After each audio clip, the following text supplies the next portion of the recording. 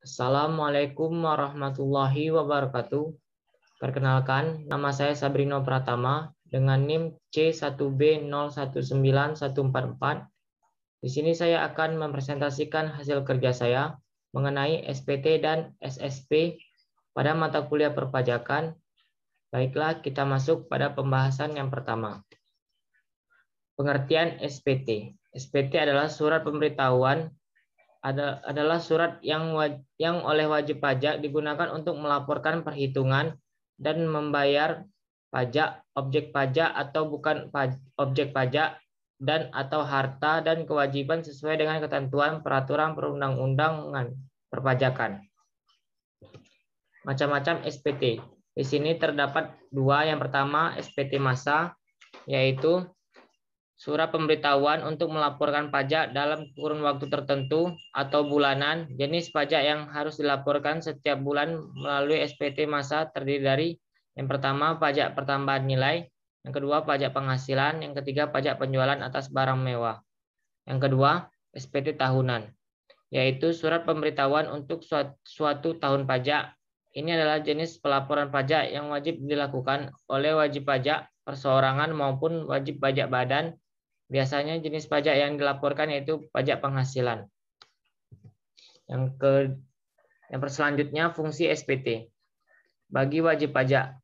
Fungsi surat pemberitahuan bagi wajib pajak penghasilan sebagai sarana untuk melaporkan dan mempertanggungjawabkan perhitungan jumlah pajak yang sebenarnya terutang.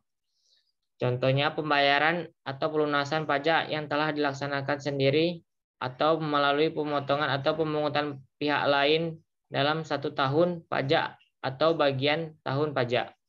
Yang kedua, bagian pengusaha kena pajak.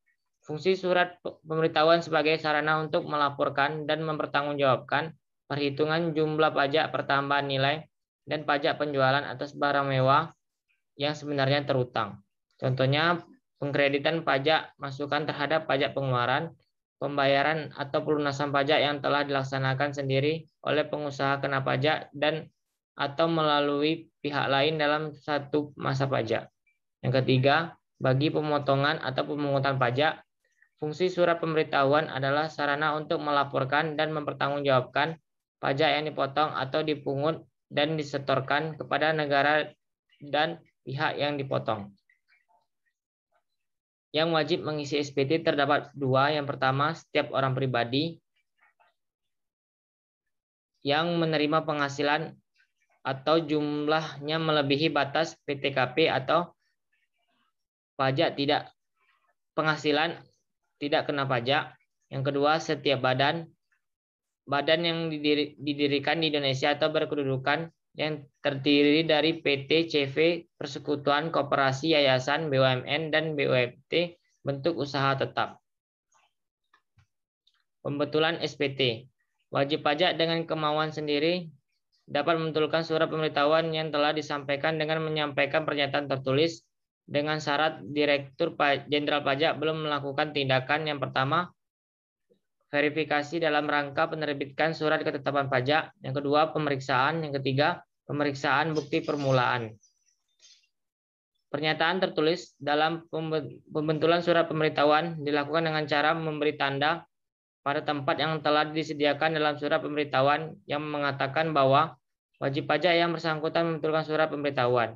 Dalam hal pembetulan surat pemberitahuan mengatakan rugi atau lebih bayar, pembetulan surat pemberitahuan harus disampaikan paling lama 2 tahun sebelum daluarsa penetapan.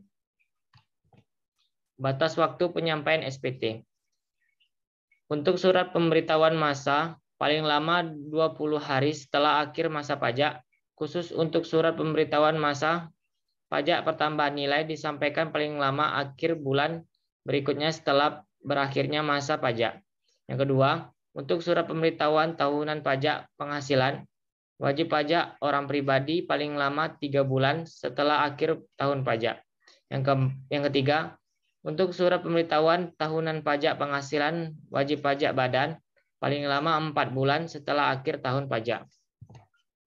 Sanksi terlambat atau tidak menyampaikan SPT. Yang pertama, ALPA. Untuk ALPA yang disebabkan oleh tidak menyampaikan menyampaikan SPT tidak benar, maka sanksi kurungan pidana 1 tahun dan denda 2 kali jumlah pajak yang tidak atau kurang bayar. Yang kedua, untuk percobaan menyalahgunakan NPWP atau NPDKP menyampaikan SPT tidak lengkap atau tidak benar dalam rangka restitusi atau kompensasi, maka sanksi pidana 2 tahun atau denda 4 kali jumlah restitusi atau kompensasi. Yang ketiga, untuk sengaja tidak mendaftarkan diri, tidak menyampaikan SPT, SPT tidak benar, pembukuan palsu, tidak setor pajak yang dipungut, maka sanksi pidana penjara 6 tahun dan denda setingginya 4 kali jumlah pajak terhutang. Yang keempat, untuk pengulangan, sengaja syarat belum lewat 1 tahun selesai menjalani sanksi pidana sudah berbuat lagi, maka sanksi pidana 2 kali dalam saksi.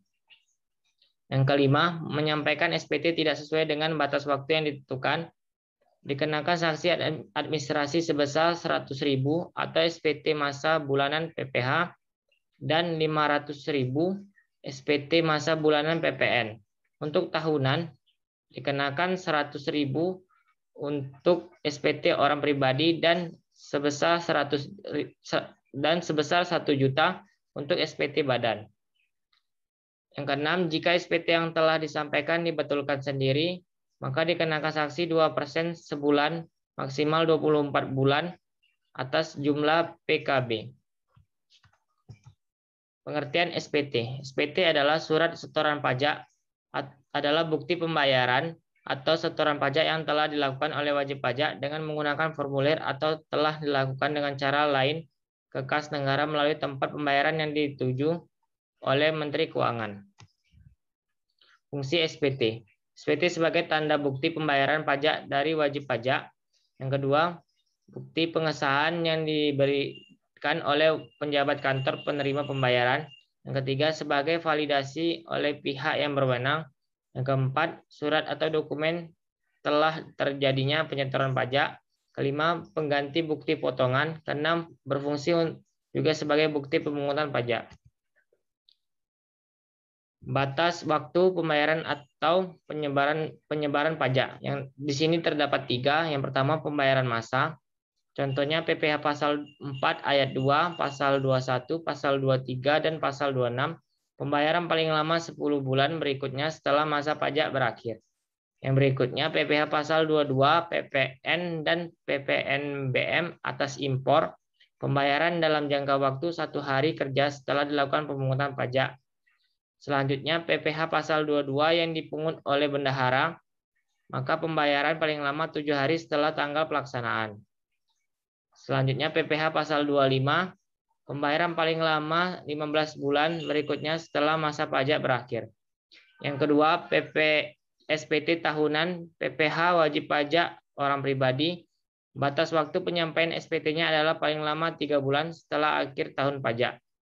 Yang ketiga, SPT tahunan PPh wajib pajak badan. Batas waktu penyampaian SPT-nya adalah paling lama 4 bulan setelah akhir tahun pajak. Baiklah, itulah hasil presentasi saya. Jika terdapat kekurangan, saya mohon maaf. Saya akhiri. Wassalamualaikum warahmatullahi wabarakatuh.